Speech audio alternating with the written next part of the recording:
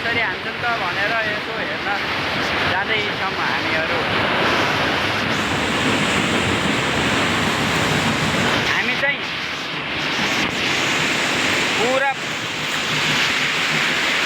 पत्थर भएको ठाउँमा हिँड्दैछौँ। यो चाहिँ जागी लगाउने ठाउँ भन्दैछन् केटाहरूले। कसरी जागी चाहिँ लगाउँदा रहेछन् त भनेर हेर्न हामी चाहिँ मौजुद हुँदैछौँ बगालहरू। तपाईँ ध्यान दिएर हेरिदिनु होला। अहिले म अन्तिममा देखाउँदैछु भिडियोलाई तल माथि नगरेर पुरा हेरिदिनु होला। 3 करोड जनतासम्म चाहिँ एउटा धेरै लम्बु जस्तो देखिरहनु भएको छ। उहाँ चाहिँ अमृत भन्छन् कि के भन्छ, अमित भन्दैछन्। उहाँको नाम चाहिँ अमित रहेछ। तर यहाँ चाहिँ राम्रो सिनहरू, राम्रो ठाउँहरू रहेछ के हेलो।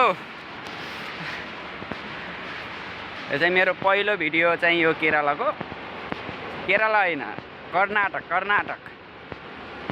भनेपछि केरला जाने आज एक दिन लाग्छ।